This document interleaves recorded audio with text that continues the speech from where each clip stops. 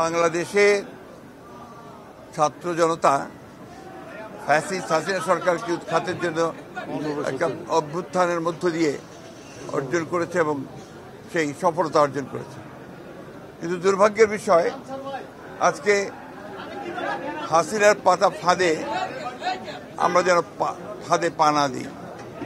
আজকে দেশে স্থিতিশীলতা বিনষ্ট হচ্ছে, অস্থিরতা সৃষ্টি হচ্ছে।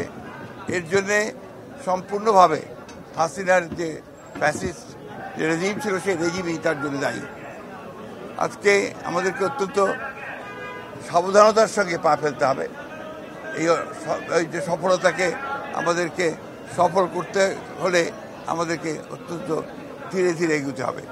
একটা অন্ধকারকে দূর করতে হয়, একটা অন্ধকারকে দূর করা যায় না, তাকে আলো দিয়ে দূর করতে হয়।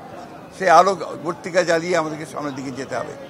আমরা সংশ্লিষ্ট সকলের কাছে আহ্বান জানাতে চাই যে সবাই একযোগে ঐক্যবদ্ধ হয়ে এই দেশের স্বাধীনতা সার্বভৌমত্ব রক্ষা করার জন্য, স্থিরতা রক্ষার জন্য, ফ্যাসিস্টদের বিরুদ্ধে গণতন্ত্রকে প্রতিষ্ঠা করবার জন্য তাদের কাজ অব্যাহত রাখবে।